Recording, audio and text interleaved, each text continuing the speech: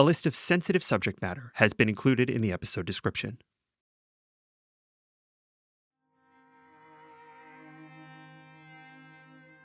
A clerk at the Last Pony Inn shoves aside a designer hat. She hasn't really taken a moment to properly look it over, and she probably won't. When she's finished scribing this legend, she'll box the hat away with the other designer pieces the Ospreys paid with and haul the lot into the inn's vault for later liquidation. She holds no sentiment or admiration for the piece, and she holds no sympathy for Flo's loss. All they've done is trade a cap with a feather for a feather in their cap. It's just business. The clerk scratches out the rough details. 2 assailants, mortal peril, quick thinking on behalf of young Miss Osprey.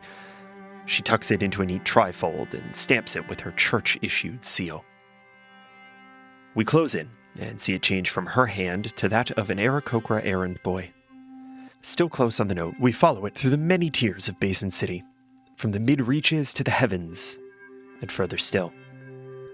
As we reach the top, we pull back to see its destination, a sprawling complex topped with a glass dome. The observatory of the righteous deed watches. The angelic guards stationed at its monumental door watch our errand boy as he enters. Inside, he passes through an atrium, where he is watched by stone gargoyles. Down a hall and into the records office, he is watched by abjurations carved into the walls.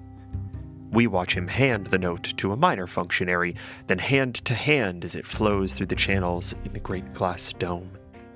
At last it reaches the abbess.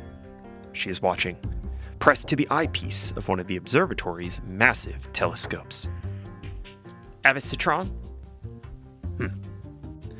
Well, we've come across an irregularity, Your Grace. Ordinarily, we would take the time to resolve it directly. However, it would appear this particular irregularity is one of a sensitive nature. It involves the family Osprey. Abbess Citron steps back from her telescope and eases her veil down over her eyes. Go on, my son. We just received a proxy legend from the Last Pony Inn on behalf of an Arianna Floridia Osprey II. And? Well, Your Grace, according to our records, no such person exists.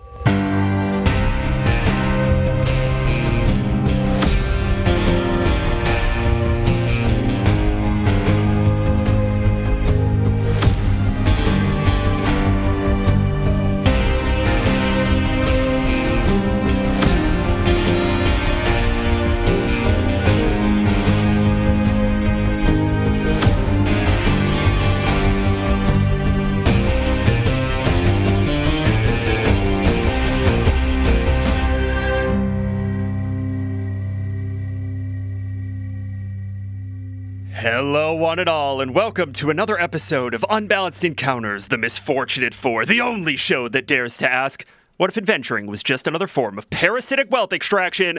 I'm your host, Patrick Perini.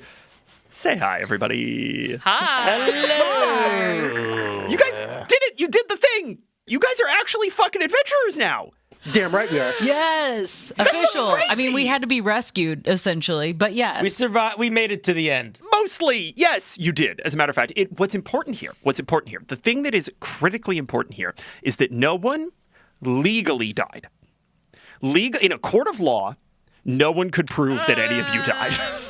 No death certificate was signed. I don't know. I feel like my lawyer would have something to say about that. Like, what timeage of death counts as death? Because if I hold my breath or stop my heartbeat for like a second, am I counted as dead?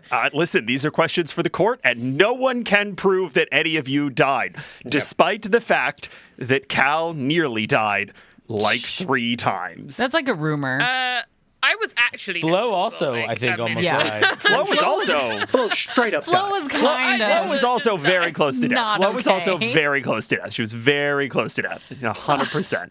Anyway, y'all fought a little stone gargoyle and a much larger mud elemental, the latter of which was revealed to be a Zorn, the supposed gatekeeper of the dragon's horde, who could only see gold.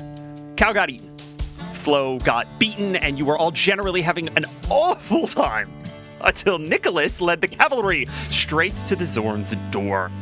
Crawdad Sally arrived, and using a bit of Lycanspore Giants magic, got you all back on your feet and helped turn the tide of battle. Mud and gold flew helter-skelter until the last elemental fell. Tense words followed. You all learned a lot. You learned that the Zorn was really not a reasonable practice run, and that it was bound to this place by someone or something, and that V. John Johnson hired Crawdad Sally to follow you for reasons yet unknown. Weevil demanded to know why that one gold piece was worth Cal's entire life. Flo, whose sense of camaraderie had been lubricated by some wet whiskey, compared Cal to her stripper friends? Yeah. Before asserting that Cal was in fact very special. My stripper friends are good people. Sure. I guess we'll get into that at some point. Vocabulary is Apparently insane. that's their only talent, though. They're good people, but that's all they can do. They're good Very people, one but note. all they can do is work a pole, apparently. Just a tram of that wisdom seemed to sink in for Cal before you all lit back out to Lair Town, which is where we find you now. The rubble of the Cobalt Defense League attack has been cleared, and you all find yourselves in possession of 4 legend-worthy monster parts. 2 of the Zorn's ceramic masks, the Gargoyle Seal hairpin, and the Zorn Seal gemstone. The only thing left to do is go to church. So you all actually have a decision. You can choose between a couple different places to go report what has happened. And Odion, you would know this is sort of standard operating procedure for adventurers. When you come back from the lair, when you have made a substantial kill or discovery or victory, you go and report it to the Church of St. Wild for recording in the official ledger, that book that we saw your dad, Zachariah, throw at you in our first episode. Now, you know that there are many sort of outposts of the church throughout town, throughout all of Lair Town and Basin City. You know that the largest and sort of most officious of which is the Observatory of the Righteous Deed at the very topmost point of Basin City. There's probably a bunch of stuff in the middle. All the way up to Lair Town, the closest is going to be the outpost Convent of the Fabled Thief. Flo would want to get this done as quickly as possible. She doesn't care where she hands this shit in. She wants it done, noted, and she wants another tick against her little getting back home quest. So why don't we go ahead and visit the Convent of the Fabled Thief? Odion, this is going to be a place that you are fairly familiar with, and you lead our party to this fairly sprawling complex. You see that it is sort of a stucco exterior ring of a building that encloses several wooden structures on the inside. It kind of creeps up the cliff wall at points. So there are like buildings that are kind of built at a slant up into the wall. This is, it's got, sort of the little red tile, red clay roof type aesthetic. Very unassuming little entrance, just a little symbol of the Church of St. Wild on the door, which, by the way, I don't actually know what that is. Craig, what is the symbol of the Church of St. Wild? Is this a real person? None of this is causing. None of this is real. Okay, all right. We're making this up. It's like D&D is like a game in your mind. Well, you use your imagination. Yeah. No. We're playing a game This in the is mind. A true story. We're recounting Oh, you real all- history. You thought Yeah. we all had multiple personalities Most and of we you- were just sharing them. It's like a Am I the only tabletop one game. who's like, I am Cal, that's it? Like, this That's is it. not Full true. stop. I Full thought- stop. I was ready to figure out the saint and add it to my... No, to answer your question, Saint Whel, like everyone involved in the church's history, is at least allegedly a real person. They exist within the record of the church. They exist as the founder of the church, and the ledger sort of acts as both legend and history. So yeah, they are, as far as you're aware, a real person. Craig, what's that symbol?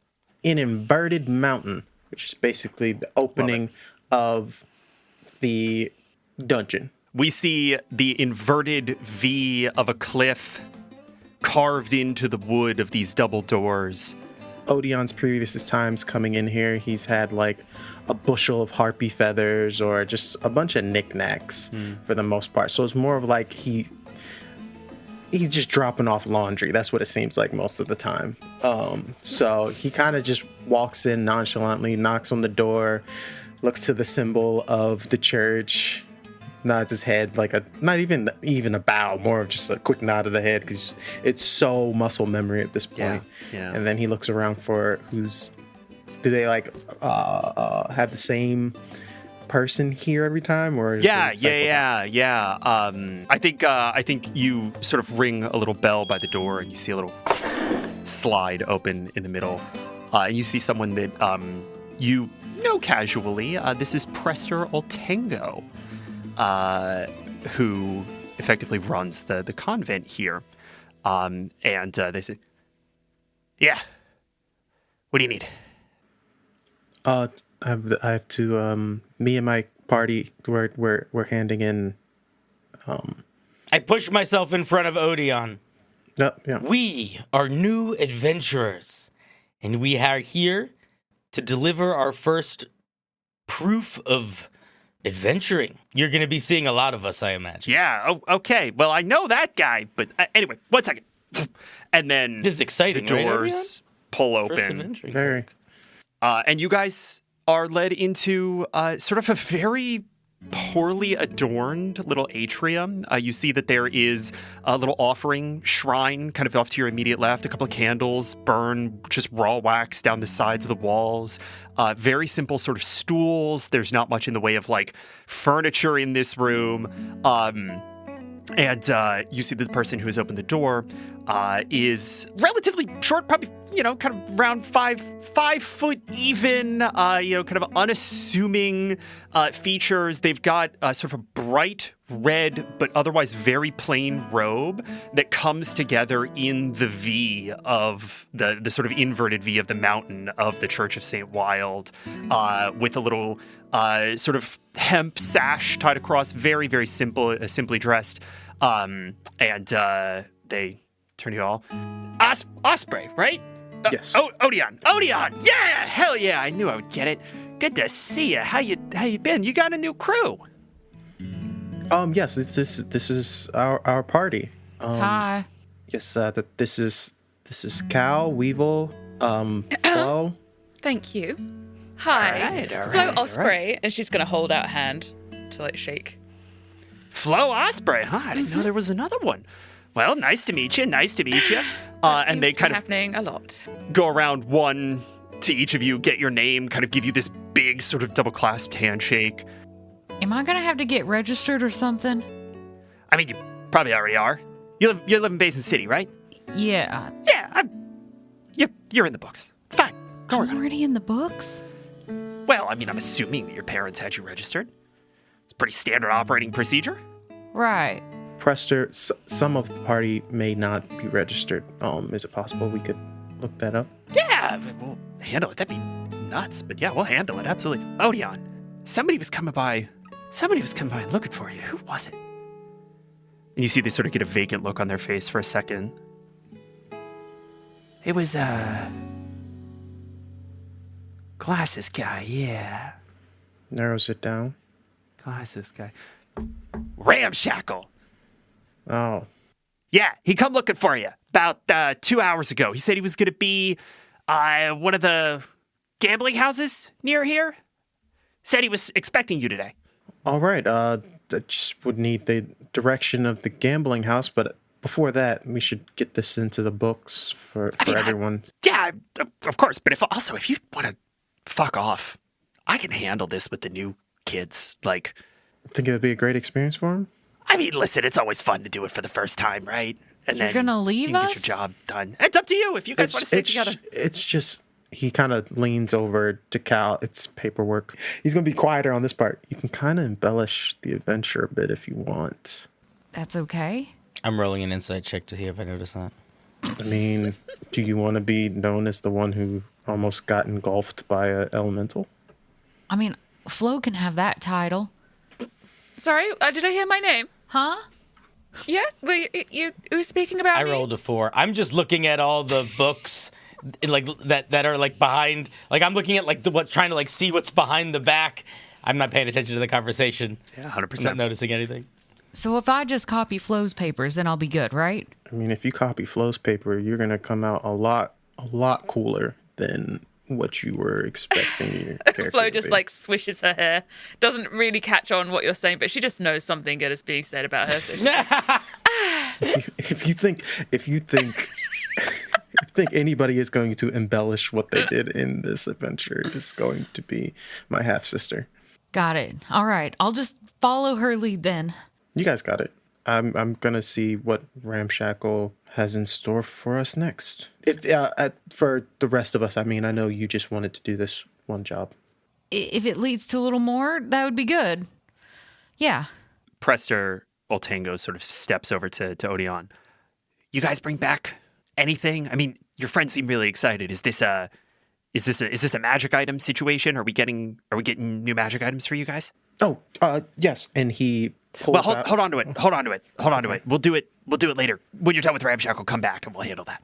Copy. I have no idea where he is. Good luck! great. Thank you. And he puts a thumbs up to everyone and then kind of scampers off in a A direction. really sarcastic thumbs up back. As Odion sort of skitters away, Oltango turns around to everybody, puts their hands into their sleeves, and pulls out just a full spliff. And Hell yeah. What? and lights up. Takes just a deep drag off of it. Giant's weed. Anybody else partake? I've never had it before. Hands it over to you. I look at Cal. You done this before? No. I mean, I've been around it, smelled it. Go for it. I think you can handle it. She kind of is a little more bolder, pushing it towards you. Go ahead. This is peer pressure. Flo fully just watching, just like, this is going to be great. Weevil looks at this spliff in his hand with a bit of trepidation in his eyes, but he is in the Church of the Wild. He is in the place that is the anchor for the stories, and he is emboldened by this place, and he stands tall like an adventurer that has smoked many spliffs, which he is assuming now may be something adventurers do, although he never really thought about it before. And he shall do his best to take a big drugs. and he'll do his best to take a big drag of it. Give me a con save. Actually, give me two. Give me two things here. Okay, that's your con save. Give me a performance check. Oh, Weevil. Oh no. Not great because I'm still not great at charisma, but 11. Sure. Okay, I think you don't like fully get to that point where you're like getting dizzy and lightheaded and like this close to blacking out. Like I think you manage, but there's a lot of coughing.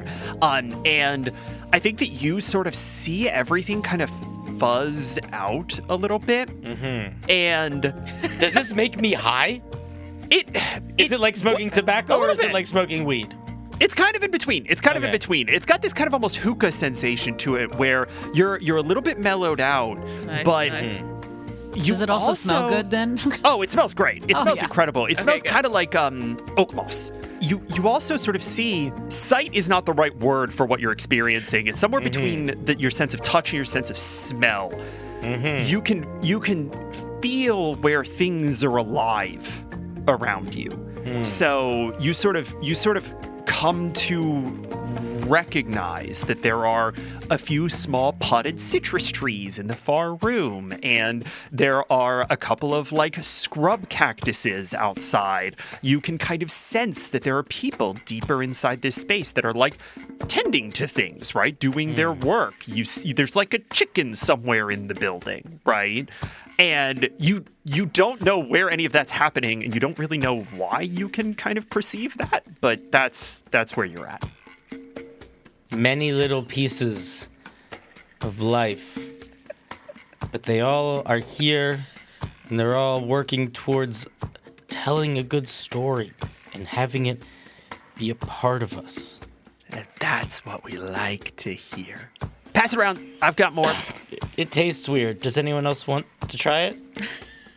Cal will step out of the way and offer Flo to move forward.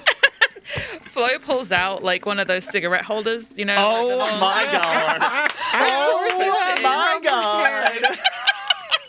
Yes. Why are you shocked? Yes. Oh, that's the best thing I've ever heard. Oh my god.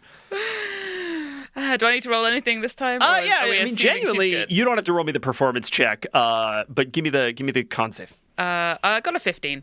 Okay. I'd say that's pretty good. You're fine. You're pretty mellow. You're used to this. You also recognize this particular giant's weed. This is the specific This is strain. Blue Mountain. Oh, You get it from Gary. This is what you get from Gary. This is the exact same stuff you get from Gary. okay, great. And we fully cut to that like you guys are just in this room sitting on these stools. There's like chill music playing in the background. All of a sudden, we've cut to full That 70s Show. We're like gonna jump camera to each of you as we're going. Them faces. I like this kind of paperwork. All right. Let's do the thing. And you guys see Oltengo pull a massive book out from their robes, and this thing is probably about 2 foot tall by about 3 foot wide, and they're just like they pull it for like a second. That's what I'm talking about. And I elbow Flo a little bit. Oh, Look at that book. it's a big book. And they plunk it down sort of in the center of the room, and they kind of eye you all over. All right, let's get into this, shall we? Okay. First questions first. Who was present at the alleged event? All of us? Yeah. I need names. Oh. Well, Arianna, Floridia, Osprey II, myself. That's a lot of names. You get a lot of names when you're wealthy. It's just what happens. Did you buy them? Then we have Odion Osprey-Heronshaw. Yeah. He was here, wasn't he? And I don't know your full names. And she'll gesture to the two of you. Weevil Woebringer. No middle name. Oh, yeah. That's it. I'm Cal. Just Cal. I mean, I'm from Ironwater. So Okay. Cal Ironwater. Oh yeah, that's enough. I could figure it out. Cal Ironwater. Do I need to add more names to it? You have to buy them. Oh. I actually need you to make me. I think this is a full luck check. And we're going to do this a little differently. If you roll a 15 to a 20, you get the easiest outcome here, which is that your parents registered you with the church as Cal of Ironwater. If you get a 10 to 15, you are unregistered with the church. If you get below a 10, your parents registered you under your full name. Excuse What was me? that? Audio podcast listeners, we just got a face. Oh, hell no face. That's what that was. You can spend luck on this too if you want. Yep. What? Good to know. I don't have any luck. Okay. Oh. It's okay. You spent it on a good reason last time. Yeah, fair. Truly. It is an 18. Okay. All right. Sorry, folks. Okay. One day we'll find out her name. No, that was a perfect little seed to plant in my brain for curiosity. All right, so, fantastic. Normally we, have y'all swear in against Zone of Truth. Odion's not even here. It's fine. Perfect. Great. She just grins. Great. Fantastic. What was the collective motivation for the alleged event? Slay a monster. Money? Simple as usual. Okay, fairly straightforward. Great. All right, next question. Did the death of any substantial creature or rival occur? I'd say so. Yes. 2. Can you describe them for me, please? Pen furiously scribbling. You see Weevil sort of sit back when Flo looks at him and goes on to, in a almost robotic way, very, very accurately describe the physical description of these creatures, taking way too much time. He sort of turns on his encyclopedia brain for a second. It was a 4-foot-tall golem. It had 4 wings. Its head was a horse. Its legs were sort of like goat legs, except the hooves weren't cleft. There was also a large mud and just goes on and on and on. Oltango's eyes sort of glaze over, and they don't miss a beat. They're just in sort of flow state, and they write it all down.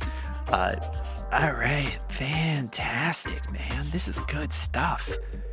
I didn't even know there was a Zorn down there. Damn. All right, cool. I mean, there isn't anymore.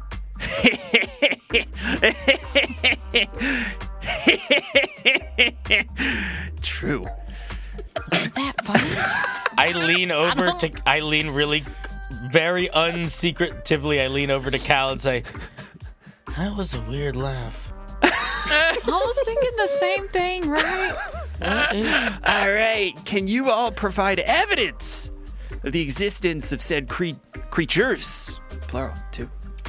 Yeah, we got some of the things. We start putting the objects on the table. This is more than enough.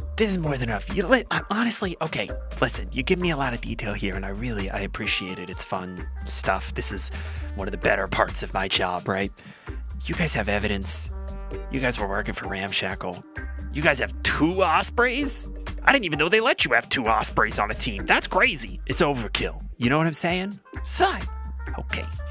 Evidence. We got this mask. Great. Was the death achieved honorably, dishonorably, or accidentally? Check 1, please. I feel pretty honorably. Honorably, yeah. Why am I even asking you that? That's ridiculous. That's nothing. Fantastic. Okay, now here's a good one. I always like this because sometimes it can throw them. Well, you guys go with whatever. It's okay. Was a Deus Ex Machina enlisted to ensure the success of the alleged event? A what? Oh, did someone or something show up to save you? We had a I don't friend. believe so. We had some assistants, but they certainly didn't make or break the ending. What about Crawdad Sally? Yeah, they assisted, but they weren't the deciding factor. No, Right. but we were in trouble and they showed up. Is there another member of your party that... No, they were just passing through. No, she's too tall for this room anyway. I honestly, if they're not a member of your party, I say just ask them. It's easier for the story. Exactly, Weevil. Just a glare. Something happens to Weevil in this moment. He is a little too high. But behind that smoky haze, a little bit of a light clicks and his focus kind of filters, again, through the smoky haze. But there's a lot of lack of scrutiny going on that is making him feel like, is he just high or is this all fucking gobbledygook? And he... he's like sitting back in his chair, kind of like squinting, kind of trying to catch eyes with Flo or Cal to see if they are noticing and caring as much as he thinks they certainly should. Give me an insight check. I never smoked Giant's weed before. Yeah, and, sure. I rolled a 5, so I think Okay, I'm just so we're gonna befuddled. go. Yeah, I'm we're just gonna go with befuddled. confused here. Okay, I guess this is just the ride we're on. All right, I'll think. All right, okay, we're just about done, folks. We're just about done. Is there a broader moral you wish to enshrine by the success of the alleged event? What? Do you want like a point to the story? Were you trying to say something to the kids? You know, we like to get it in for the kids. Money doesn't always buy you happiness. Always a good one. Classic. Very good. Is that what we want to go with? Not all that glitters is gold. Ooh, that one works nice with the Zorn, the treasure thing you were talking about. That's clever. That's good. Silver. Let's do that. But the thing that was Exactly. glittering was gold. Don't think too hard about it. It's fine. We'll work it out in post. Okay. Okay, we're gonna go with not all that glitters is gold. A classic of the form. I love it. You've got a good eye for this, Flo. Thank you. Can I call you Flo? Is that too overly familiar? Are we there? Please. All right, fantastic. Absolutely. She's going to shift her beanbag a little bit closer to Presta. You can absolutely call me Flo. Anything you want. Does anybody ever click dishonorable in the little checkbox? Click. We've had a couple of people kind of come through. People who are they're in their villain era. They're trying to project an attitude. You know, they want to be sort of the bad boy, or they're trying to build up sort of a reputation that maybe they can get some funding for some heists or something. You know, things of that ilk. It's pretty rare, I'll be honest. Crime doesn't always pay, but sometimes it pays, and those people usually tick the dishonorably. Is it that people just want it to be on record that they were good? Yeah, is there consequences to picking dishonorable versus honorable? Or is it just like... The consequences of public relations, I guess. I never thought about public relations before. Well, are those all the questions you need from us? No. Sorry, Oh. there's one more. This one's easy, though. Do you all swear that all which has been said is wholly true to the best of your knowledge? Oh, we gotta swear by this? Yes, that's fine. That's And fine. I swear. Yeah, of course. Wonderful. All right. Okay. And Altango flips the book around, hands the pen to Flo. Sign here. And it's like a really ostentatious, like flowy, sort of signature. Reception check. Ooh. Oh, nat 20, baby. Your gun is Jocelyn in its holster. Oh. Weevil, please go ahead and give me a perception check. 8. Somewhere in the distant recesses of your awareness, which are a little hazy at the moment, you recognize that this is contract magic. The book has turned to Weevil. I'm going to hold up my hand. My second shadow is going to appear and sort of stumble forward and put a pen in it. And in a illustrious, almost Disney-style signature, many loops, many dots, and a little bit of like a thing where at the end I draw a little picture. Of I what? want art of that at some point. Of yourself. Yeah. He's doing the Disney Channel thing. He's doing the... This is like a little picture of it. What are you drawing? I'm sorry I made that sound. Hold on. The little picture is going to be of a bird skull. Oh, I love that. That's Aw. sick. That's The little bird badass. skull. Sort of made into the squiggles. And the book turns to Cal. Right. Just a name. And she'll write in big capital letters, more like chicken scratch, C-A-L, and realizes the other two's are a little bit fancier, and hers just looks so boring, so she just underlines it 3 times to finish it. Incredible! There, that's it, right? Now we're all done with this? Yeah, just about. And Altango turns the book around back to them, and in the spot above Odion, where Odion would need to sign, just takes the pen, and it had been writing in black ink up to this point. Now it writes in red ink, just writes a little signatory X in that space. Cool. Fantastic. Y'all level up twice. How do you feel? That was so great. Am I supposed to feel different? She'll look over at the two of them. Weevil's just staring at his hand, making a little bit of shadow appear in it and disappear, making it into different shapes. Hey, are you okay? Yeah, I'm good. Oh, no. I'm great. I can feel colors. Just holding your both hands up. I'm great. we hang on just that for too long, and then cut. We cut to probably the third little, sort of casino, little gambling shack that Odion tries, and you walk in fully 8:30 in the morning, and see Bonathan just hanging out. He seems to be holding court with a couple of people, doing a little card game, hoping that you show up. Odion walks up to Ramshackle and kind of sits down at the table as well. Good to see you, lad. Good to see you. I heard you were looking for the party. Well, I was mostly looking for you, but can I deal you in? Not right now. I'm kind of light. Speaking of which, I have good news. Obviously, you survived your little excursion. I heard the ruckus about the explosion. I'm glad you're all right. How's the rest of the party? They all survive? Barely. Well, I'm sorry to hear that, but I am not surprised that you did, in fact, survive. You're all made of stern stuff. What doesn't kill you, and yes. No, and I know it. So, we have a matter of logistics to discuss, you and I. All right. The good news? We have our funding.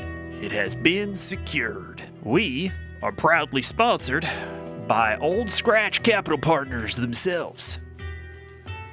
Old Scratch. Mm-hmm. Interesting. And Montaigne View's got his fingers in a lot of pies, that's for damn sure.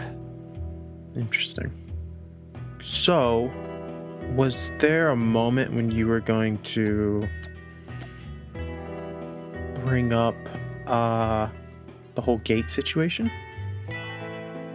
Forgive me, son. At my age, I have grown unaccustomed to veiled questions. Too many nights alone. I'm sorry. You mind clarifying for me? What gate you talking about? Not a gate, more of a, and he leans in closer. Guardian? I'm sorry, son. I do not know that I know what you are talking about. Must have hit my head too hard. Sorry, I did go unconscious during the fight. Did you indeed? Well, we'll have to make sure we get you some upgraded armor before we head out first thing tomorrow morning, huh? What was the agreed situation on payment for my party members? Well, as a matter of fact, we had not worked that out yet, but we are in a pretty good way, cash flow-wise. I will have contracts and signing bonuses for all of you as of tomorrow morning when we light out. I think you'll find the offer to be more than generous. Before he says anything else, he stops, and as he thinks to himself, I should probably try and get a set number set up. He remembers how much he already feels the anxiety boiling up to have that conversation, and immediately his sister comes into his mind and he stops talking. He's basically like, she can do this. Yeah. All right, gentlemen, if you don't mind, let me have the table here with young Master Osprey. I need to talk shop. And they all stand up and walk away. So how you feeling, son? You seem a little reticent.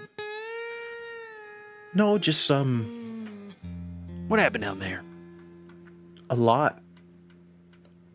There was a moment where I thought that it was going to be one of those last man standing moments. And then something clicked. Within you? No, I was built for this. This is my purpose. But for everyone else, their purpose was survival, and they made sure that was going to be the end part. And unfortunately for the elemental, they didn't want it as much. So I could see. I know that moment for every green adventurer when they realize that their life is on the line. And it changes the way they hold themselves. It changes the whole bearing. So I'm glad it kicked in. But you said something that's going to stick with me. You said you were built for this. Don't dismiss what you are capable of so readily. You may have had good education, great guidance, but you're the one who survived. You had to do that work, not anybody else. Right. Thank you. I did have a question, Yes. because it does sound like the elemental was maybe not quite what I was told that it would be. Did any of yours come across a compass of sorts? As he says compass, I think Odion's going to try and read through those sunglasses of his and get a Give me an insight check. bead on where is this question coming from. 15 plus 4 is 19. I think what you get on a 19 is that you can't tell quite whether or not he's hiding some information about the elemental. There's some vagary there. Your tactical brain wants to believe that he knew more, because why wouldn't he? It would be almost careless to not know more. But when it comes to the compass, there's something there. There's a nervousness in his voice that you don't understand. Unfortunately, I myself did not come upon a compass of any sorts. I did, and he kind of pulls the mask out, did come across some pieces of the creature. Oh my. Well, that'll be worth quite a lot over at the church, I imagine. Better than some of the stuff I picked up with the John Johnson, but Well, yeah, Mr. Johnson has never been one to burden his subordinates with the spoils of adventure, huh? don't I know it? If we come across such an item, that compass, in our excursion, I would like to try to get it back. It was left behind by one of my scouts what found the elemental in the first place. I'll ask my companions if they came across such an item. Appreciate it. And as for the spoils of adventure, I hope we are going to find something that is a far more equitable split than what you may have found with Mr. Johnson. Thank you, Mr. Ramshackle. Now, here is an advance on your signing bonus. I've got 5 gold here just in case you need to manage lodging here in Lair Town for the night. We leave at first light. He's not going to put interest on the payback, is he? Not at all. Not at all. As I said, we are in the black, thanks to our friends at Old Scratch. And on that 19 insight, that's odd, right? Adventure capitalists throw money around all the time to these sorts of things, right? To sort of undertake these expeditions, and then they take, a chunk of the proceeds. Right. For someone to be surprisingly generous, something's up. That's worth being aware of.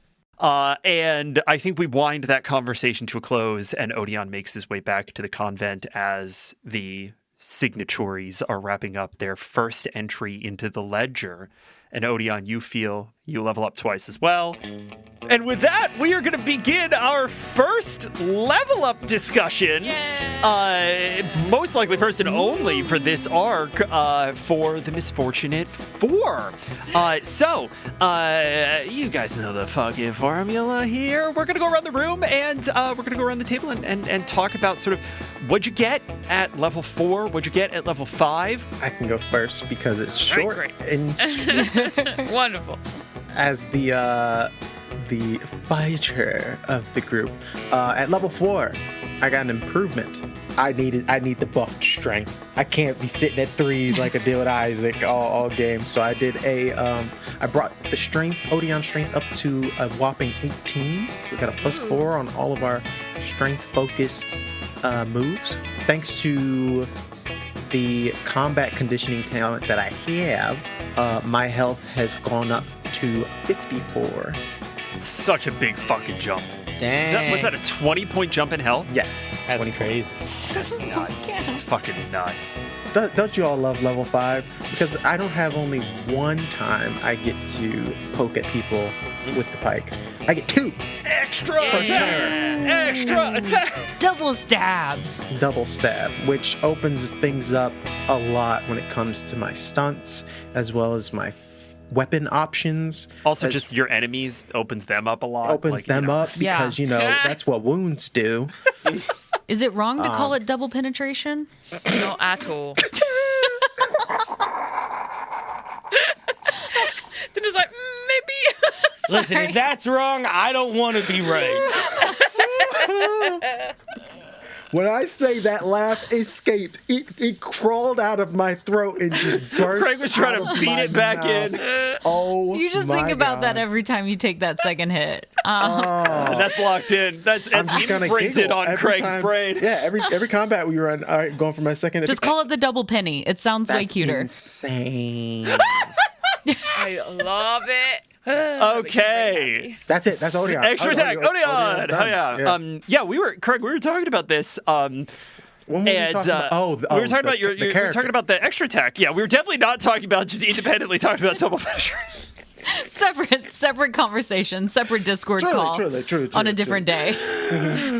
We're doing great. That's our Wednesday. It's a very different campaign. That's the Tales of Valiant campaign on Patreon. No, OnlyFans. OnlyFans. Maybe Fansly if we want to try to shake it up. Yeah, if we're going for the avant-garde option. Mm-hmm. Oh my gosh. Christ. It's like, we want you to jerk off to us, but we want to feel like we're artists while we do it, so we go to Fansly. That's exactly the vibe. I'm hot. I mean, like, I'm sweating. So The this key is of the making new that sentence evolved work was to Odion. just Love dive right through the Dive beginning straight of it. in. Don't stop. Just keep All right, going. well, you know what, Cinder? You just earned the next spot in our level up discussion. Go. Little did you know that was my intention all along. Transition. Weevil's plans extend beyond the game. So I'm level 5 wizard. Similarly to our dear Craig / Odion, as much as there are many cool talents, what's cooler is having a better spell save DC. Yeah, you're not wrong. So You're not I put all wrong. my points into intelligence, bumped it up to an 18. And then when I got to level 5, I got a new feature. This is a Tales of the Valiant feature, specifically called a Rote spell. I have my first Rote spell. And a Rote spell is a spell you pick that you just always have prepared. You don't get extra castings of it. It's just always on your prepared spell list, regardless of anything else. So I picked my Rote spell. I picked Silent Image, just because I feel like Nice. I can just use that. That's nice. I'll use it all the time, regardless. Yeah, hell yeah. And then the big thing that I got at level 5 is I just have a bunch more spells. So I have 3rd level spells now and a chunk more spell slots in all directions. None of the 3rd level spells I took do damage. See, I like that, right? And I think that's something that you committed to for Weevil, They not do universally, sex. because you have... Right. Nice. On fans. Fuck. And we're Exactly, back. Pat. Boom, full circle. I do think that I don't know what else I did. I'm just quickly That's skimming. But yeah, bunch more magic, more powerful magic, and that is Weevil. Hell. Yeah. Yeah. Oh, all right. And now I have a lot more hit points too. I have 32 hit points. Boom! 32. You're not going to die in one hit. it depends on the hit. Fantastic. Let's go to our next caster. Let's go to Cal. Caustic. What? Yes. How's 4th and 5th level treating you? Not too different, which is nice. Our little cleric. I thought my health was not that impressive, but it's better than Weevil's at 36. So feeling much happier about that. Turns out comparison can be a source of happiness, as long as you're better. As long as you're doing better than the other guy. Well, that was on the bear. I'm Practical life advice Yeah, on practical unbalanced life advice. encounters. Go ahead and do the comparison game as long as you know you're going As to long win. as you're the better one. Yes. Excitingly and perhaps more violently, we did decide to go with a war focus. in this Ooh. Yeah, that was cleric your angle. talent, right? Yes. Yeah, tell us a exciting. little bit about that, because that is a kobold. That's a kobold press. That's a Tales of the Valiant specific Yes. feat or talent that you can get. What's that do? So when you or somebody around you or a creature around you has been hit, you can either act to take and give like temporary hit points to, or do additional damage on top of. So it's a great little amplifier in some ways, and I think this is gonna, allow Cal to work more with the team. That's we'll cool. see. And hopefully die less. Hell yeah. Love that. Hell yeah. Incredible. Really big fan of that. Love the energy of pulling like a war focus for Cal. I think that's a crazy pull, but it makes so much sense. It's really, really good. It'll be fun.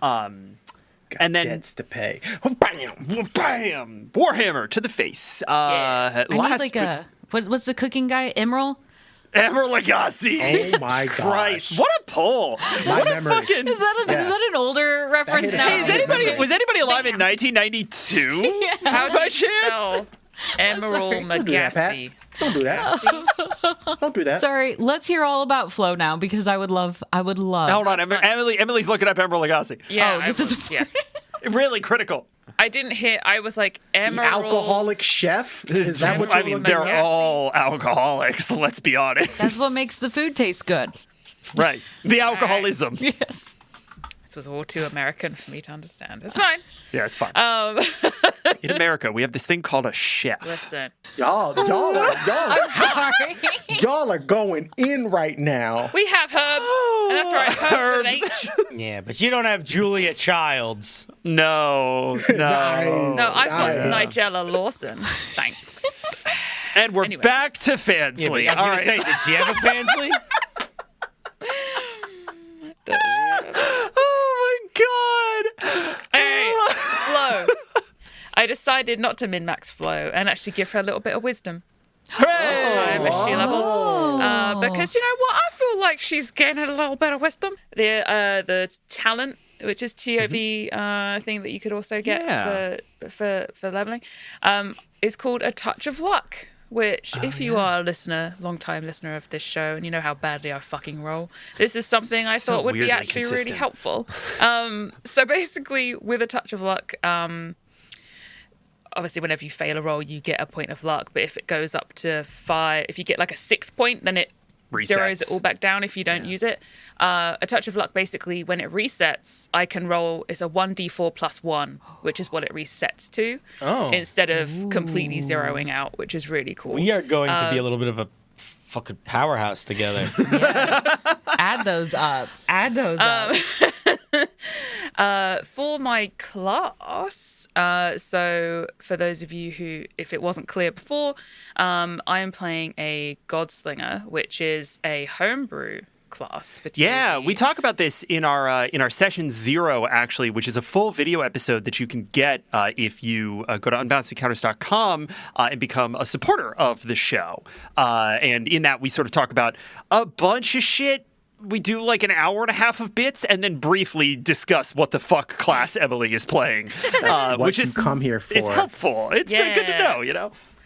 So I am guinea pigging this thing live on air for you lovely listeners to see how it goes. And it's been designed by Patrick, Cinder, and our wonderful game design consultant, Mason. What do you get at 5th level? At 5th level, I finally get the gun can change form as a bonus action. So instead of me choosing to do damage or change the type of damage I do, I can now do both in the same turn. So I could do some damage and then change the gun so I'm ready to do damage again next turn instead of like one, then one, then Yeah, one. especially because a lot of the gun changes, all the gun changes actually give you like a little passive ability when you do Yeah. it. You're not getting that on a bonus action too. So I think we've seen like the +5 to hit with the rifle, that kind of thing. Yeah, so you That can one's sick. do a dive into a roll when you change into a revolver. You get the +5 bonus for the long arm. Sawn off, you can like smack someone with like the butt of the gun. And the Derringer, I can vanish into a puff of smoke. Poof. Yeah. Kind which of, is sort of. That's how I'll be doing it. fucking cool. And apart from that, I also have 54 hit points now. So Oh my yeah, god, what's you up? fucking beefy Brother, sons look at of these guns. insane strength How the individuals. Ospreys are built, yo. Yes. Which is funny because my strength is -2. You know what it is? So All con. It's all it's con. all Constitution. You know what it actually You ate is? healthy It's just- meals all your lives. that Exactly, had yeah. mental No, stuff. no, So we she have fully better food. coke maxed. She fully coke maxed. Yeah, but if she didn't have the backup of being an osprey, she would have done that into oblivion. Yeah. She had the True. support for it to become Yeah. a system that she could thrive High in. constitution is Yeah. privilege. You heard it here first. Dang. Or a sign of like trauma. Yeah, true, Yep. true. Odion. Anyway, so this is how we're doing level ups in the Misfortunate 4. It is obviously an in-fiction thing. When we get back from our break, we're going to do the second part of this, which we've already alluded to. The monster parts are going to get turned into some custom magic items for our heroes. So, everybody hang out until we're done with the break. Okay, bye! Bye. Good evening, Basin City, and thank you for joining me, Ferrin Whel IV, in this late-night review. Loyal listeners will recall that several days ago I partook of a substance known as pixie dust in an effort to gain information about the source of vandalism that continues to plague our wonderful city. While I was unable to obtain any verifiable information, I have, just this evening, come across my notes from my experience with the drug. It seems that I lingered in the bazaar for a short time. A note here reads, "Monsters Parts Butchering Big Arms Dave," and it seems to flow directly into a scrawled recounting, "Followed twinkly snakes, they whisper warnings, alchemy of souls twist poisons to pleasure, chitin fur scale plates combine to liquid." I have to admit that I cannot quite make sense of these ramblings. Perhaps they refer to some kind of processing of the monster parts regularly harvested by our stalwart adventurers. I seem to go on. Rejected by gods, no soul's home, old tangled press mister, something unintelligible. If parts delivered lead, arrow pointing back to Big Arms Dave, another pointing to Gary, winged sprites fly loop-de-loops around insurance adjusted for pupil dilation, scratching ever at the church for gold. Well, I can report that pixie dust does give one a certain poetic license, as well as a blue tongue. And while it does not give one clear answers, I cannot help but intuit that something important lies nestled in these baffling lines. I shall, of course, endeavor to decipher my notes and connect the scattered pieces left by my unconscious mind. Hi, friends. It's Patrick, your GM, your actual literal best friend, your Huckleberry, and I'm here for your gold. Stick 'em up. No, but actually, you know that we are not in the business of shoving irrelevant ads down your throat. And so this show is really made possible by your direct support. When you back us on our website, unbalancedencounters.com, 100% of your membership goes to keeping the lights on in our studio. Should you decide to grace us with your filthy capital, you shall be indicted into an elite legion, and the benefits of membership are many and varied. You get our original soundtrack from all of our shows, including our 80-episode epic Rally. You get to name NPCs. You get access to new episodes 2 weeks early, discounts on merch in our merch shop, and even an early access copy of Waste and Wild, the Tales of the Valiant setting book designed by me, Cinder, and Rift Kid Games, containing rules for Flo's class, the Godslinger, racing minecarts, and so much more. So mosey on over to unbalancedencounters.com and give us your gold or fingernails or whatever currency is deemed appropriate in your cosmology. We rejoin the party in this little atrium, this little entrance chamber of the Convent of the Fabled Thief. And Odion, you walk in and See, Prester got started. Altango has, kind of concluded and is sort of going through the book without kind of looking up, says, Odion, we just wrapped And we're about to go figure out your magic item situation. I'm just trying to square... Come on in. No, you're good. Okay. Come on in. At ease, soldier. Damn. Sorry. And I'm just trying to square... There's something weird here. Okay. I'm not seeing Arianna, Floridia, Osprey II. Flo, your mother's... Well, I see the first. Well, it's not the first. There's just one Arianna, Floridia, Osprey in here. Oh. What do you mean? Well, married to Zachariah Osprey and comes from roughly so many... Yeah. Oh. That's... because we have the same name, sometimes there's a mistake. But what do you mean I'm not in the book? You said that people register their kids when they're born. That's almost always...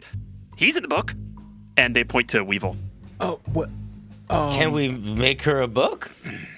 Well, I mean, I probably can get you put in, but here's the thing. Here's the weird thing. There's a little note, and they flip to a page. And again, this book is like magically filling itself out as new stories are being entered from presumably all over the world, right? You see that they pull out a sticky note that fully materializes out of this like arcane space. There's a note from the last Pony Inn. Apparently, Arianna Floridia Osprey II single-handedly dispatched 2 assailants of angelic persuasion? Yes, that sounds right. We helped. Well, That was listen, a group that's effort. somebody else's jurisdiction, y'all. That's not what I'm getting at is they didn't know how to file it. They sent it, the last pony sent it in on your behalf, and then the church just didn't know where to put it.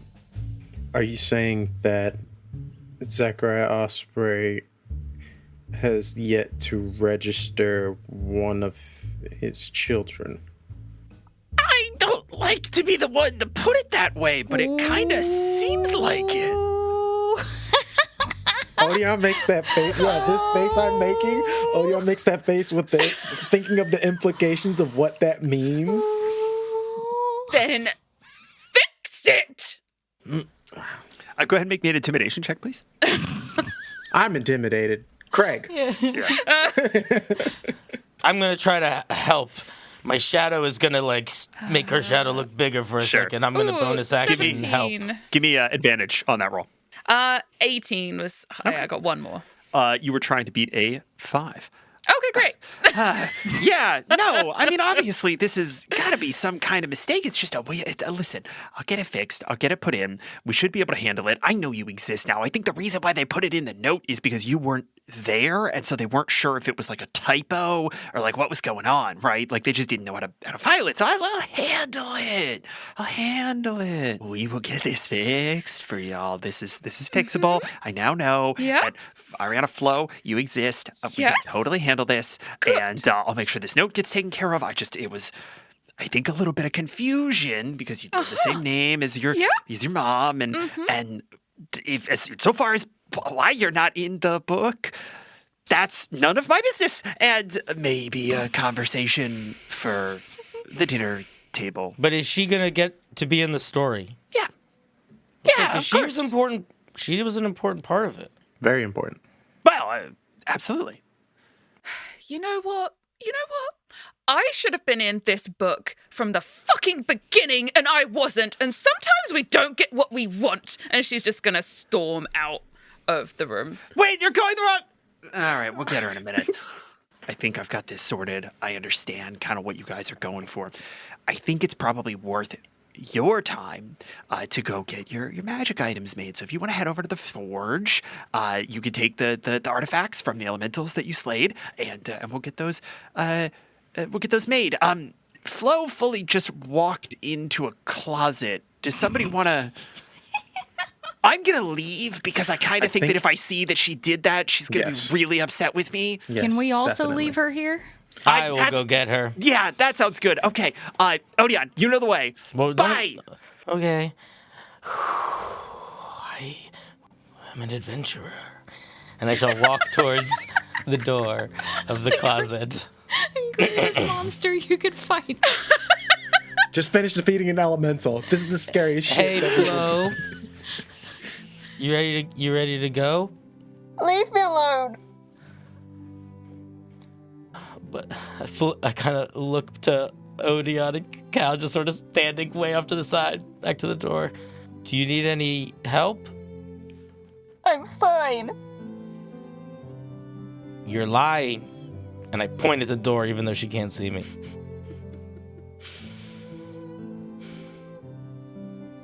She's gonna open the door a crack, and you see her sort of sitting on the floor, her knees tucked up into herself.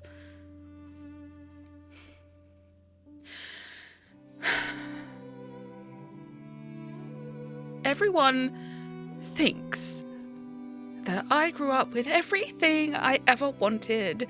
I couldn't have asked for anything else. The one thing I really wanted was someone to give a fucking shit about me.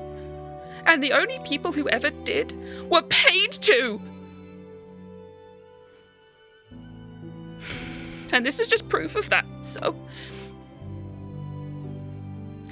Anyway, and she's gonna stand up and dust herself off.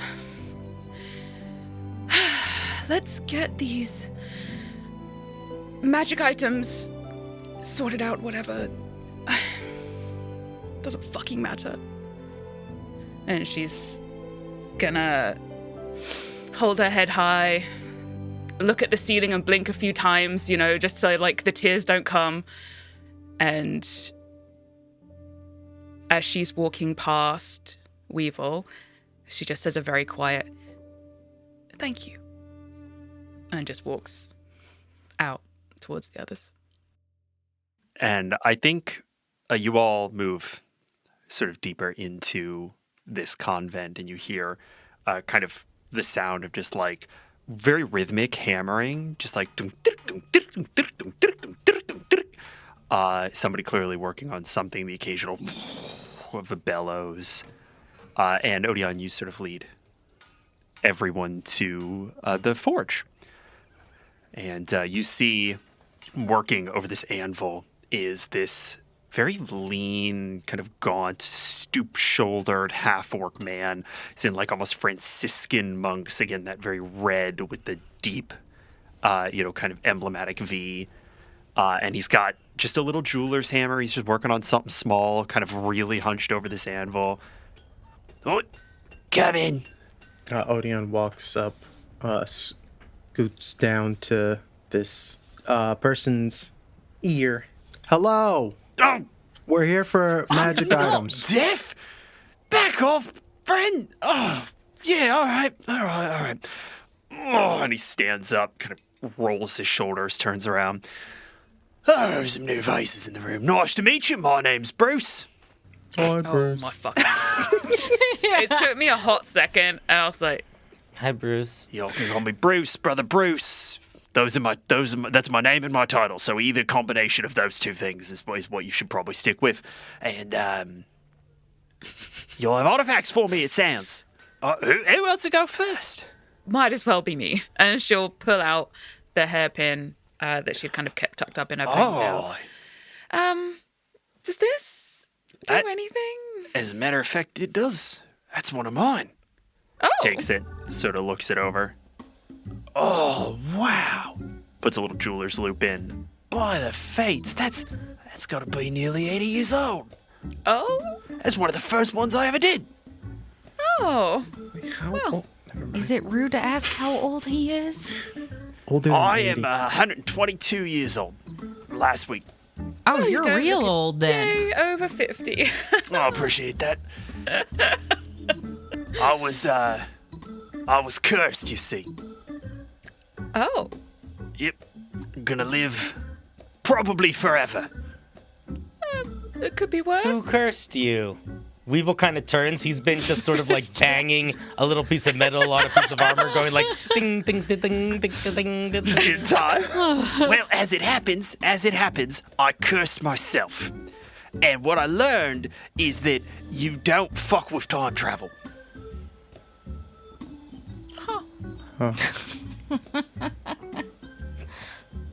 Time travel. Okay. Anyway, this was one of the first hairpins I ever did. And they're useful. They get gargoyles out the stone. Little elemental summon bind situation. Usually they take on the need or the visage of the person who I've bound it to. This one was a little on the crude side. It was one of my earlier ones. But I'd be happy to get it a little bit of new life, make it maybe do something a little bit more specific to you. She's gonna lean in to Brother Bruce. I want it to spout the most vicious shit it possibly can at anyone that comes anywhere near it. Point of important clarification, literal or metaphorical? Metaphorical. God. I don't want it to be All right. And we're going to give Flo her first magic item in this campaign. Emily, do you want to read what the fabled pin does? As an action, you drive the seal into rock, soil, or similar earth, summoning a gargoyle's head to ossify around it. When summoning this gargoyle, you cannot use a bonus action or move on this turn. The gargoyle cannot move, but it can speak. Whenever a hostile creature moves within 60 feet of the gargoyle, or whenever a hostile creature fails an attack roll, ability check, or saving throw within 60 feet, the gargoyle casts Vicious Mockery at the creature, DC 13. This spell is cast as if by a 5th level caster. Once the gargoyle casts the spell, it can't do so again until the start of your next turn. Incredible. That's so cool. This takes very little time. You see Bruce kind of takes this thing, and he takes out just like a little chisel, and he takes his tiny little hammer, ding, ding, ding, scrapes off some sigils, some little runes from the former owner, and asks you for your full name, and then carves in a new set of sigils that represent your your signature. All right, who's up next? Right. Didn't look that hard. I'll go next. It's a seal-like thing, not the animal. And she kind of throws the object down. That's he sort of picks this up, and again, it's this sort of cut gem, sort of a pale green in color. He sort of turns it over. There's something carved on here that I don't quite understand. It's a binding of some kind, but I don't know who would have done it. It's not in any sort of structure that I would have seen before. You say you got this from an elemental? Right. The mud thing, right? All right. But listen, I think I can make something interesting out of this. I just got to take a minute to sort of figure out the particulars. You know how it is. In the meantime, Can you make it something useful? Yeah, of course I can. And she kind of steps forward a little bit more quietly. Can you make it look kind of pretty? Yeah, I think I could manage that. Cute. As a matter of fact, why don't you have a look at some of the settings? I think the best thing for us to do is to really not muck about with this too much, you know? And he points, and there's just a full glass case of jewelry settings. They're like lit with the little sort of track lighting that Yes. you see in jewelry stores. Cal stands in front of it, and it doesn't take long that her jaw just starts to drop a little bit more, just kind of overwhelmed and feeling out of her element of knowing what to pick. Flo? Yes? If you were to pick something out of this, well, how do you know what looks really pretty to you? You know, I don't need anything fancy, but, I thought I didn't want to accidentally pick something It's fine. ugly. No, you're fine. Are you looking for a ring, a necklace, brooch? I thought at least a necklace, like if I do it as a pendant, perhaps that way I don't lose it too easily and I can hide it behind my shirt if I need to. But I don't really know accessories like you do. So I mean, if any care about these sort of things, as Cal kind of tries to close back up a little bit, trying to look unbothered. This one, and she's gonna point at one that kind of looks like two kind of claws coming around the top and the bottom, so it's kind of holding onto this gem. That one is gonna look fucking sick. That one is. How did you even pick that out of all of these? I didn't even notice that one. I'm sorry, you got a real eye for this. Thank you. Listen, sometimes you just have to do a quick pass and see which one shouts at you to look back at it. Like when you're walking down the street and there's a bunch of guys walking past and you sometimes need to do a double take. Most of the time they do a double take for me, though. Yeah, all right. I'll just stick with the claw necklace, but you can keep that, whatever that was. Listen, one day you'll be doing it, or one day you'll notice someone does it to you and you'll remember me. Is that a good thing if they do that? Sometimes. Most of the time not, though. She'll take the claw piece back. Preach. Preach. You see that Bruce comes back, and he's sort of polished up this gem. You see that he has not actually been able to change any of the sort of carved inscription on the thing. Instead, he has just kind of gone around the outside and in very, very delicate sort of scroll work, carved your name, your sort of contract name, the runes that sort of represent you. I wasn't able to do too much, but I think it should probably be pretty useful. You like that setting? Yeah, I thought that was the prettiest one. The gem in this item begins to glow with a dim light, and within about 60 feet of precious metals and stones, such as coins and gems, allowing you to pinpoint their precise location. Feels like this might be a little helpful to us. Cool. Yeah. Additionally, when you are hit by an attack, you can expend 1 gold and use your reaction to call forth an earth elemental to aid in your defense. Until the start of your next turn, you have a +2 bonus to your AC, including the triggering attack. All right, who's next? You just hear a crash of noise as Delicate. All right. as Weevil has 2 arrows in his hands and he's using them like drumsticks on armor. Are you okay, kid? Oh, yeah. No, I'm sorry. Is it my turn? Yeah, let's get you back on track, eh? He tries to put the arrows back and knock something over accidentally. That's fine. Look at this. And I pull out the mask. This is a legendary resistance item, man. These are notoriously hard. No matter who you're fighting, you get one of these off of them. Good work. Thank you. You got an idea in mind for what you want it to look like? Yeah, I was thinking I don't want anything super fancy. I just want something I can wear. Maybe like a ring. Absolutely. He takes it away, comes back, and you see that he's effectively created like a mother of pearl ring out of this stuff. So he's like ground this ceramic mask down into sort of a high polish ring that just slips on. What finger is Weevil wearing this on?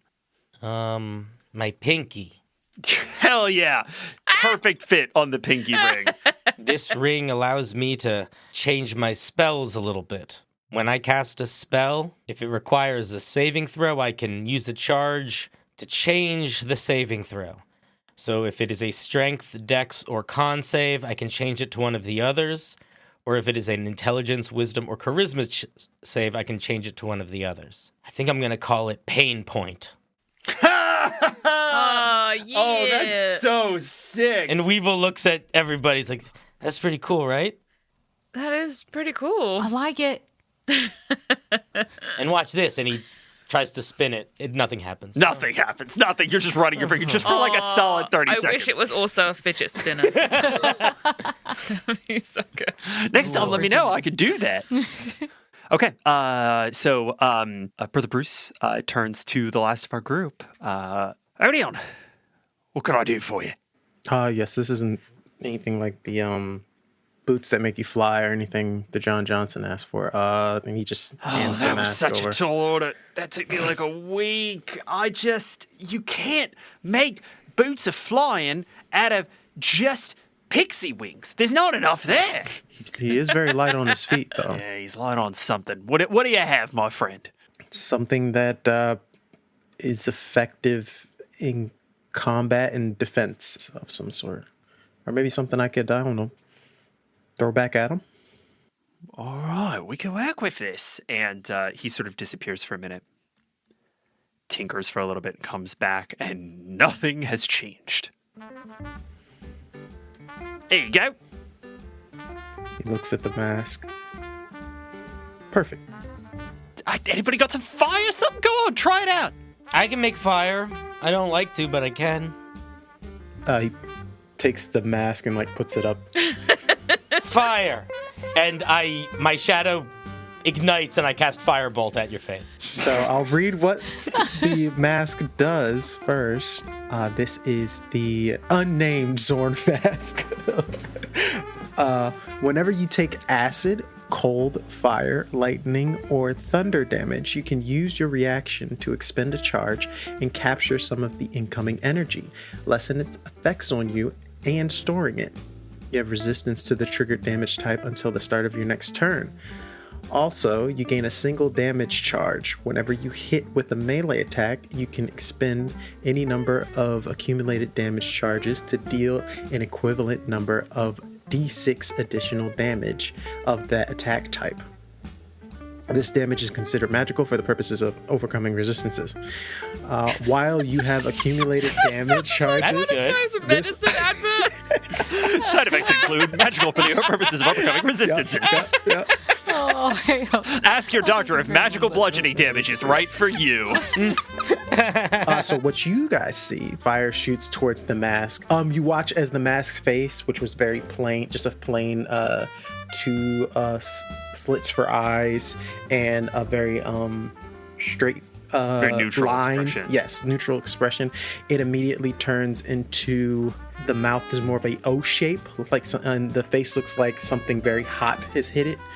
So the eyes are very expressive at this point, and it is fully red and orange. As Odion's holding it, steam coming off of Odion as well.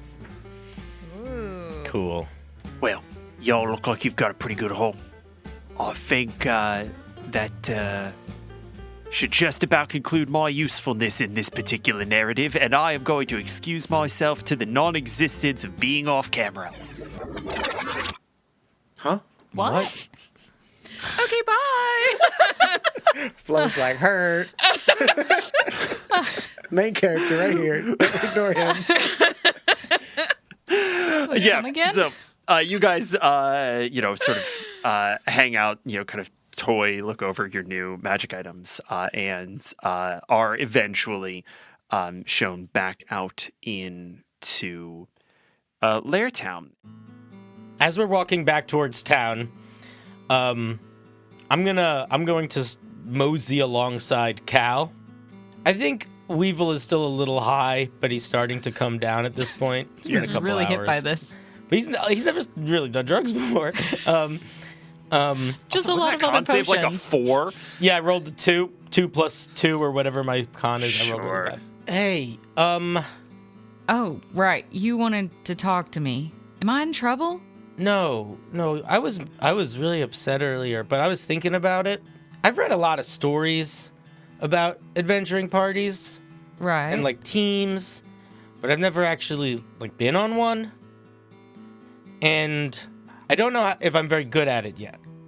You're not, but I'm not either. Well, I feel weird that everybody was yelling at you and that I was yelling at you. And what I wanted to say was, if you don't want to do magic, if you want to hit stuff with a hammer, I think that's okay. I don't want to tell you what to do. Well, I've never really had as much of an opportunity to kind of throw the hammer around whenever, so I appreciate that. I don't mind the yelling at me. That's okay. But if you have ideas, it's okay if you tell me them. Even if you yell them at me, if one of us dies, it makes it less likely that the others are going to live, right? So I guess being a team is making sure we all come out alive. Yeah, maybe I'll only yell at you if I think you're gonna die. I think that's a fair thing. And if you're about to die, I might yell at you. Okay. And Weevil and Flo, you find yourself with a moment. Hey, Hey. that whole thing back there, the whole book thing, it's maybe a little fake? Did you notice that? To be honest with you, most public figures are fake. They just show the world the bits that they want to show, and I suppose they write down the bits that they want people to see. I don't know. I'm sorry. Wow, that felt weird. I don't think I've ever said that word before. Sorry. She's gonna move her mouth weird. Anyway, you knew somehow that well, I mean, I have no way of proving that this is correct, but you said that my gun was made out of devil horn? I think so. It's the ridging, and I don't know, where did she keep her gun? Did she sort of keep just it? like on her thigh. Yeah, but so she'll I pull sort it of out. I point at the part that is not made of metal, but the bone part. Most horns have symmetry to them. They spiral, or they sort of. If you look though, there's not really symmetry to this. Anyway, they have a very specific look, so I just spotted it. Huh. And she's gonna hold it up and kind of tilt it around, sort of like get a good view at it, and kind of really, I suppose, taking it in properly for the first time. Do you know if we could find out more about it? Well, sure. If you want, we could, look. We could go research it. We could figure out what type of devil the horn is, and maybe even figure out, their family lineage, their name. We could maybe learn their history. There's a lot of we could do. There's a lot of reading we could do if we wanted. I also am pretty good at magic. I could use the same ritual I used to try to identify the hairpin. We could try it on that. That usually works. Yeah. Fuck it. Yeah. Let's do it.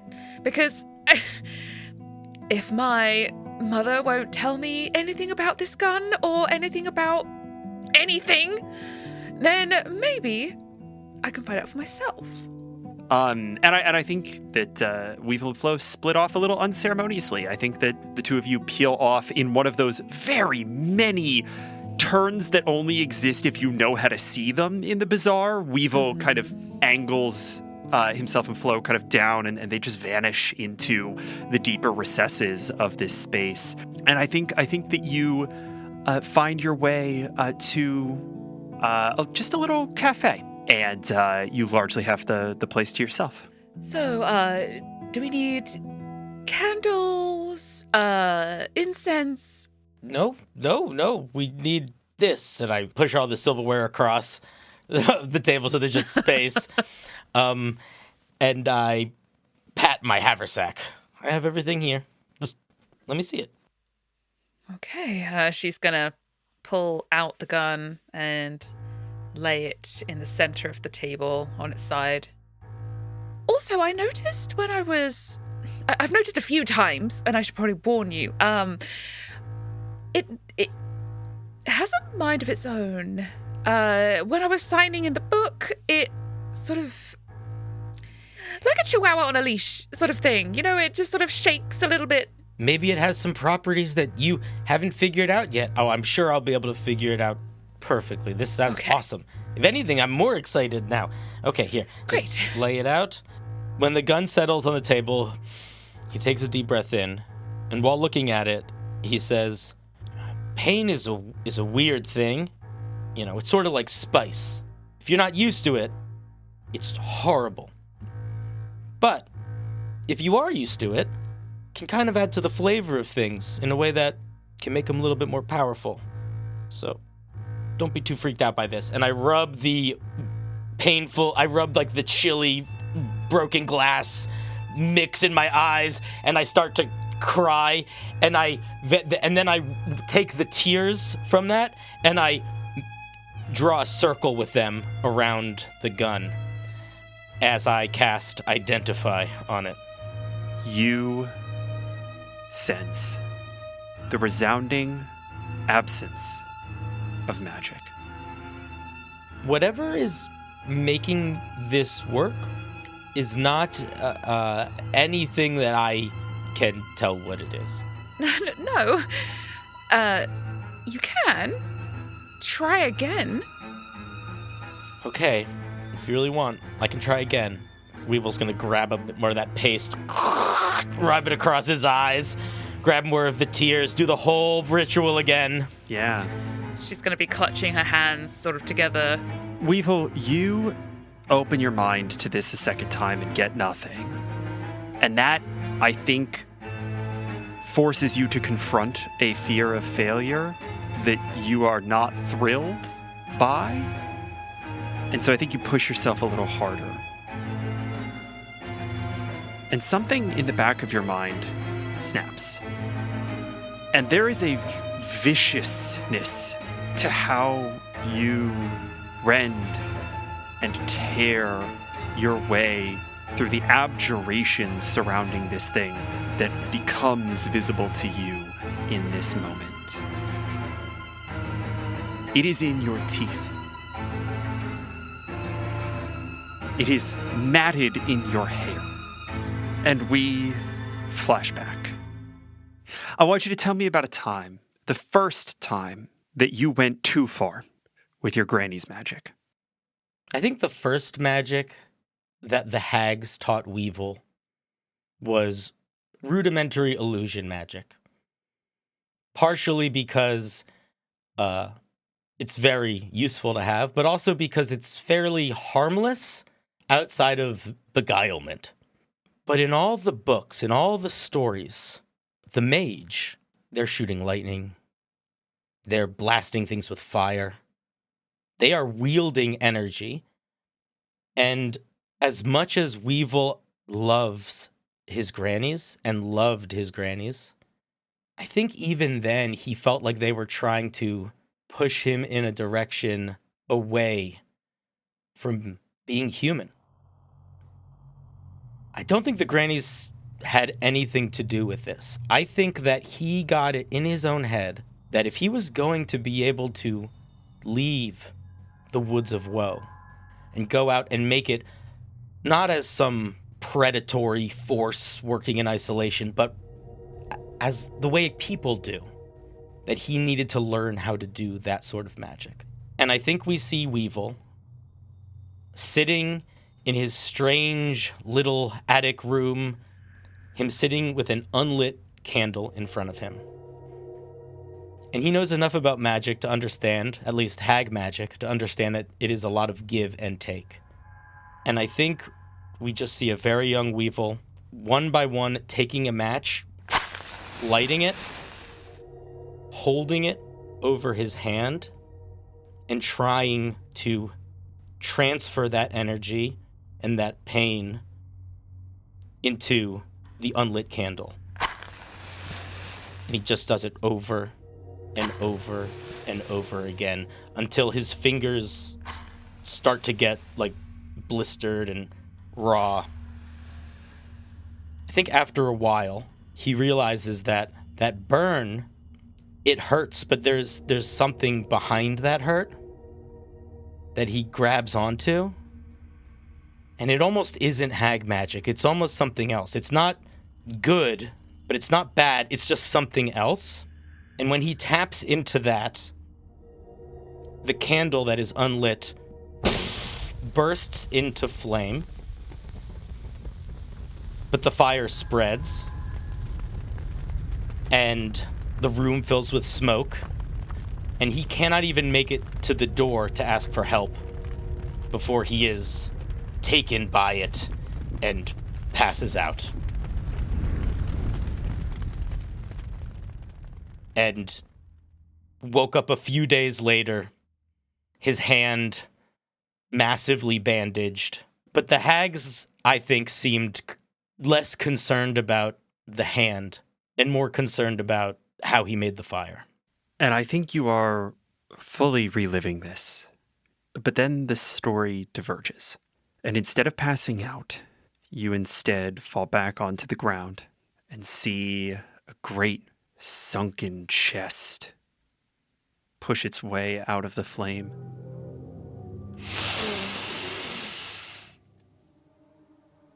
gravelly lungs inhale the smoke, drinking it out of the room.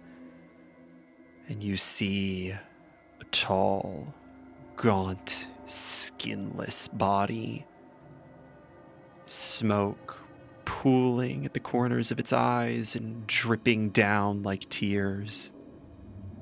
One horn, another growing up into a corona of bone, and then on the far side, broken.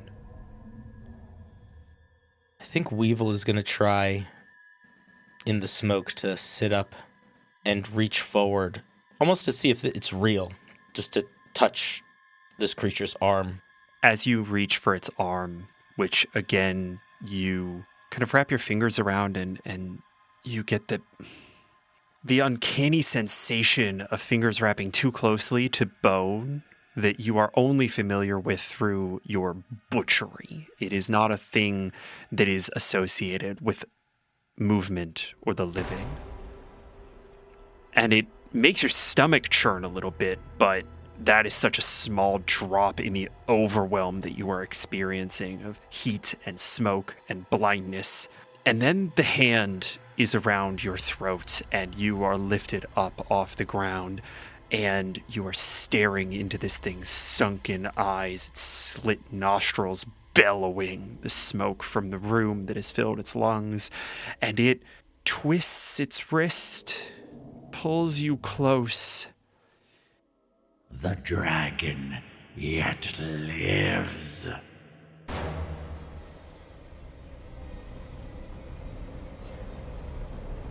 And we cut back to Flo. Flo, I need you to make me a charisma saving throw. A 9. You reach for the gun, grab it, it turns into the shotgun, you whip around and you bash Weevil upside the head. I need you to please go ahead and roll me, I believe it's that D8 damage for that attack. Luckily, it's D8, yes, a 3. Weevil, you take 3 points of bludgeoning damage and splay out onto the ground. And Flo, you jam the barrel of your shotgun into Weevil's second shadow, pinning it to the chair. Quicker than she has even time to react to this thing, and she's pinning the shadow. She looks down at Weevil. What just happened? What did you do? What did I do? Maybe, can you put it down? No. It won't let me. Weevil, Yes. you find you are not able to move. Trying to think quick, Weevil is going to refocus his attention specifically at the gun. I'm not trying to take you away. I'm trying to help her work with you. Flo, I am going to make this your choice. Is the gun convinced? It's going to make Flo really consider for a moment. Just like, I have the power to take away people from you. You need to fucking behave. And then she feels it kind of go slack in her hands and she's just holding dead weight. I don't know what happened. That wasn't me, I swear. I know. I'm gonna pull myself up. My second shadow is going to basically hide behind me. This might be less of a magic object and more of a relationship. There is something tied to that is very big and very old. I have known some very big and very old things before. It felt a little different. We might need to figure out how to work with it. I think at the we, she is a little bit more fortified once we do, we, if you'd like to join me, are going to figure out if my mother knew.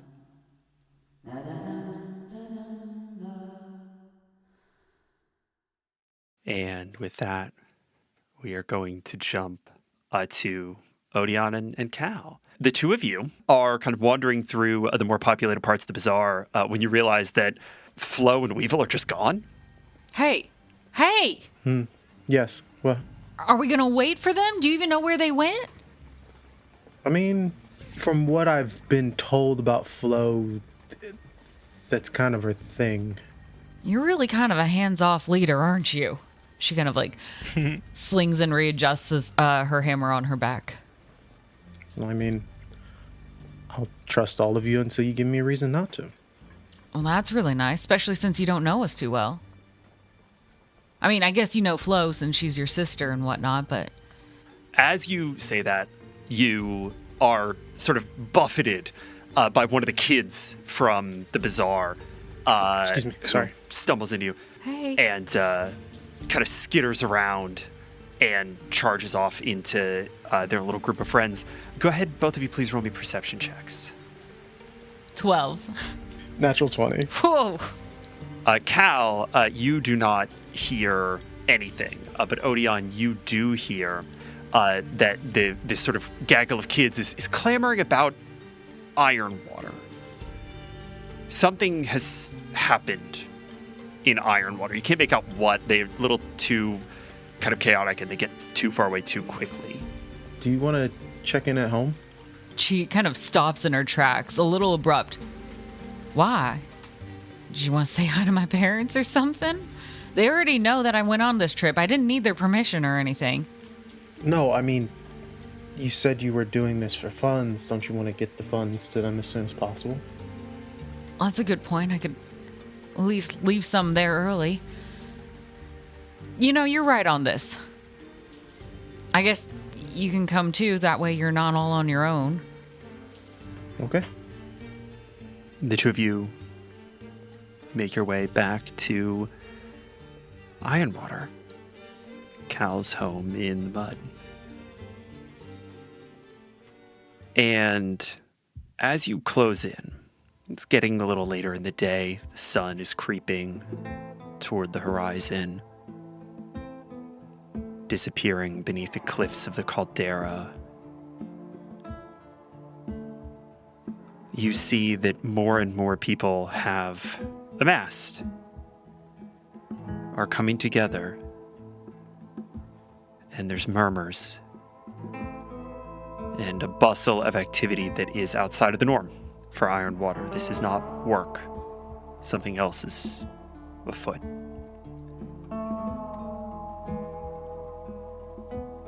And I think we get one of those very sort of cinematic wordless scenes. There's no sound from the two of you, just the rustle of rainwater as you arrive to the Ironwater neighborhood to see people moving barrows full of ruined furniture, to see children helping distribute what little food there is to be had, to see a neighborhood doggedly, exhaustedly, stubbornly putting itself back together in the wake of a flood.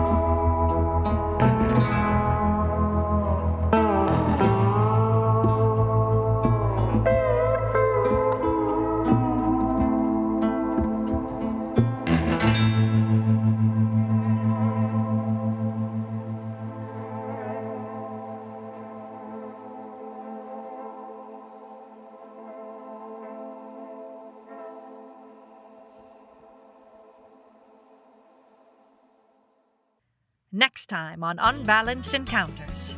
Okay, here we go. Headlines read, flood in the basement, right? Odion does a really super cool fishing trip, which is very fun. They meet somebody, like the worst drunk ever, who comes and ruins everything for us. Yep. It's really great. Super love that. And then we move out of that and Odion speaks to Daddy, but it's super chill. And by chill, I mean chilly. It was awful, and it was awful. But it's not because of Odion. You have to listen to find out all the conversation, but really you'll love him more, but hate his dad more. It's a great combination. But then things become fun. In the wise words of the great Sabrina, there's party leader, which is Odion. Then there's party leader, which you can take a wild guess as to who that is. And we discover how deep the world building goes in this. We also hear the best gibberish ever. A bird ruins everything. And then as the final note to keep in track for everyone, always read the fine print. There you go, suckers.